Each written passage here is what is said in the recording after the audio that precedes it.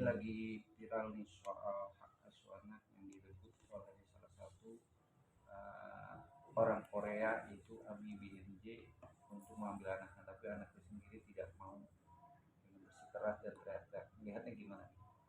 Sekarang kita lihat lagi, kenapa anak kandungnya itu tidak mau ikut ibunya? Apakah ada sesuatu? Atau kita lihat lagi, sudah berapa lama anak itu tidak mengenal ibunya? Jelas kalau tidak mengenal ibunya, maka anak itu akan tidak mau diambil. Dan, eh, kalau anak itu dari usia 3 bulan, dia sudah diambil oleh orang lain, artinya dia tidak mengenal ibunya. Jadi di sini bagaimana bapaknya mau nggak diberikan ke ibunya? Jika tidak mau, di sini akan jadi masalah apakah dipaksakan. Tapi kita lihat lagi bagaimana ibunya.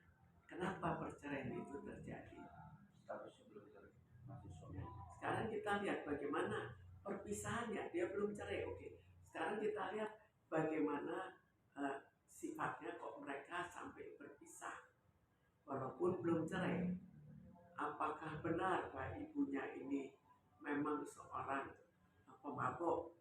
Kalau pemabok kita lihat lagi parahnya sampai seberapa dan apakah bisa diperbaiki atau tidak. Apakah karena ibunya seorang pemabok terjadi perceraian atau justru karena terjadi perpisahan atau karena bapaknya ada sesuatu sehingga ibunya menjadi pemabok. Jadi di sini kita lihat secara keseluruhan ada apa sih sebetulnya di balik semua ini. Di balik maboknya, di balik mengambil anak itu, lalu kita lihat lagi pada usia berapa dan mengapa anak itu tidak mau ikut ibunya.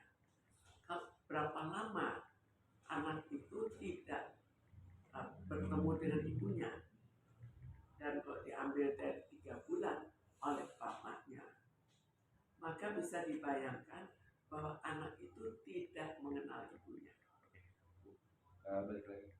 Ini kan anak ini kan dibawa oleh bapaknya, dan bapaknya itu selingkuh sama salah satu penyanyi dangdut. Ya kan? Ada nggak intrik secara psikis dia nih branding, maksudnya untuk tidak mengapa atau tidak mau balik ke ibunya? Ya, kita bayangkan bahwa mereka akhirnya ya terpisah, belum cerai tapi terpisah. Kemudian bapaknya itu main dengan seorang selebritis. Jadi di sini kita lihat latar belakang selebritis itu untuk memelihara anak itu apa? Apakah dia sementara memelihara dengan baik demi untuk nantinya menikahi suaminya, atau memang dia cukup berhati baik untuk memelihara anak? Jadi di sini terlalu banyak faktor yang tidak kita ketahui dan semua faktor yang sifatnya emosional. Jadi emosional kepribadian. Jadi bukan faktor hukum. Tapi kalau dari faktor hukum atau finansial, kalau memang betul ada masalah yang hubungannya dengan warisan, hubungannya dengan uh, asuransi, maka kita berpikir kembali, apakah terjadi perebutan asuransi? Jadi masalahnya masih terlalu kompleks. Tapi jelas bahwa permasalahan yang terlalu kompleks ini pasti akan berdampak juga ke anaknya. Anaknya kan tahu anaknya mau dibawa oleh ibu kandungnya. Lalu ibu kandungnya ternyata tidak disenangi oleh anaknya, tapi tidak tahu juga karena apa.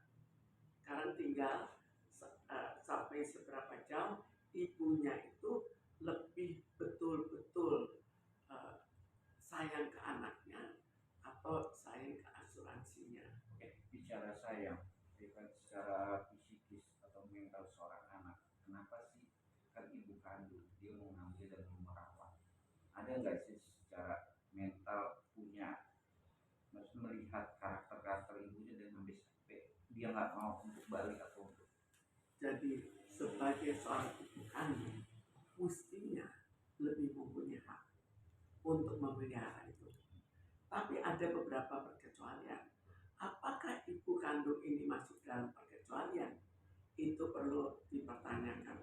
Kita lihat yang katanya sering mabok sampai taraf berapa dan mulai kapan itu terjadi. Apakah sudah terlalu lama atau berbelakangan setelah tidak mendapatkan anaknya? Apakah bisa diperbaiki? Jadi semua itu hanya bisa kita jadikan bahan pertimbangan untuk menilai kembali mana yang lebih baik. Jelas ikut ibu kandung mempunyai faktor positif yang besar.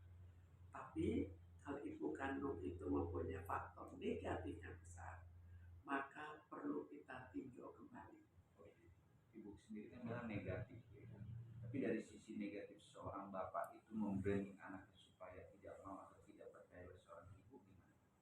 Sekarang bapaknya tidak, misalnya dia membranding bahwa supaya tidak mau ibunya kembali. Sekarang kita lihat kembali apakah apa yang telah terjadi. Apakah bapaknya dan ibunya, kekasih bapaknya, memelihara anak itu dengan baik. Tapi di balik itu ada apa? Kenapa mau dipelihara dengan baik oleh yang mengasuh, yang kekasih dari bapaknya? Apakah ada hubungannya dengan harta, dengan warisan, dengan asuransi? Apa ada hubungannya dengan masalah dia ingin mendapatkan, bapak ini ingin menikah? Ini semua harus kita pertimbangkan, karena seringkali selama ingin mencapai target, maka semua perhatian akan berbeda daripada kalau target itu tercapai. Jadi misalnya seandainya yang diinginkan adalah supaya dia bisa mendapatkan bapaknya, bisa menikahi bapaknya, maka setelah bapaknya sudah menjadi suaminya, apa yang akan terjadi? Apakah dia sudah tidak terlalu sayang lagi? Lalu kita lihat lagi, kalau tujuannya adalah asuransi dari anak itu, apa yang akan terjadi? Apakah nantinya juga akan terjadi hal-hal yang tidak diinginkan? Itu yang kita kan tidak tahu. Bu, namanya kan seorang anak dengan umur 12 tahun ke atas itu kan pikirannya masih polos.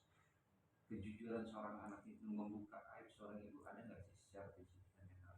Ya sekarang kita lihat, jangan melihat dari anak itu hubungannya dari ibunya bagaimana. Karena anak itu diambil sejak umur 3 bulan tidak melihat ibunya. Sampai umur 12 tahun, jelas namanya tidak mengenal. Kalau misalnya bapaknya dan kekasih dari bapaknya menghasut dan memberitahukan hal negatif, jelas dia tidak mau. Kalaupun misalnya ibu dan kekasih dari bapaknya tidak terlalu baik, dia tetap lebih baik dengan kekasih bapaknya kurang baik daripada dengan ibu yang sudah dihasut bahwa ibunya itu tidak baik. Secara ibu, seorang anak tidak mengakui dalam tanda kutip tidak mau dirawat, mental seorang ibu gimana? Atau psikisnya? Sekarang jelas kalau ibu itu memang memperjuangkan, sejak kapan dia perjuangkan? Kalau baru belakangan perlu tanda tanya kenapa. Tapi kalau hati ibu itu murni, maka diharapkan bahwa ibu ini akan merawat dengan cukup baik. Itu yang diharapkan. Jadi itu harus kita tinjau kembali dan menilai kembali untuk melihat anak itu baiknya ikut siapa. Oke. Tapi kan ibu spontanitas dia datang ke tempat untuk mengambil anaknya, secara spontan juga anaknya menjerit dan ibunya juga berontak. Itu secara fisik dan mental emang dengan apa sih gitu maksudnya? Sekarang kita membayangkan situasi seorang anak. Seorang anak yang ikut bapaknya lalu tidak lagi mengenal ibunya karena ikut bapaknya sejak umur 3 bulan. Menjadi pertanyaan, kenapa ibunya baru sekarang mengambil anaknya? Tapi di lain pihak, kita bayangkan kembali bahwa anak itu otomatis akan diajarkan menyenangi ibunya. Dan ini yang mungkin terjadi. Kalau itu terjadi, maka anak itu sudah tidak akan senang ke ibunya. Tapi hak asuh mestinya tetap di ibunya. Kalau itu yang terjadi, jadi sebetulnya di sini masih banyak faktor yang harus kita nilai. Terutama faktor apakah ibu ini merupakan suatu perkecualian, di mana ibu ini betul-betul seorang pemabuk. Ini yang harus kita lihat kembali. Seorang ibu melihat anaknya lebih dominan ke selingkuhan seorang laki, gimana melihatnya? Apa dia takut gak percaya dengan iming-iming perawatan atau nanti ke depannya tidak jadi benar? Jelas bahwa ibunya jadi tanda tanya juga. Tapi dari segi anaknya, kalau kita bisa bayangkan seorang anak yang tidak pernah ketemu dengan ibunya, kemudian diberitahukan hal-hal yang negatif dari ibunya, maka otomatis anak itu berpandangan negatif. Lain halnya dengan anak yang hilang, yang akhirnya ketemu ibunya, karena jelas mempunyai harapan-harapan positif tentang ibunya. Jadi semua ini sebetulnya tergantung pada satu hal yang harus ditinjau kembali. Apakah benar bahwa ibunya seorang pemabuk besar? Jadi kalau dia memang betul seorang pemabuk besar, maka secara hukum di Indonesia pun hak asuh akan diberikan ke bapaknya. Tapi kan ini sendiri kan bahwa bapaknya sendiri yang membawa anaknya untuk keluar dari Korea atau keluar dari negara dia sendiri. Tapi kan itu dari ini ada intrik permasalahan keluarga nggak sih? Maksudnya dalam kasus ini anak ini yang ibu lihat sendiri dari secara Karena itu kita lihat kembali masih banyak hal yang tidak kita ketahui. Terutama adalah kenapa mereka berpisah dan apakah ibunya betul seorang pemabuk. Jika iya, keadaannya akan lain. Jadi kita jangan samakan ibu dan bapak bercerai. Ini belum cerai, betul. Tapi misalnya ibu dan bapak cerai, biasanya atau rata-ratanya ibunya kan biasa-biasa saja. Tapi misalnya dalam keadaan di mana ibunya misalnya sakit jiwa, kan hak asuh ke bapaknya. Sekarang ibunya seorang pemabuk, kalau benar, maka perlu dipertanyakan hak asuh ke siapa demi untuk anak itu.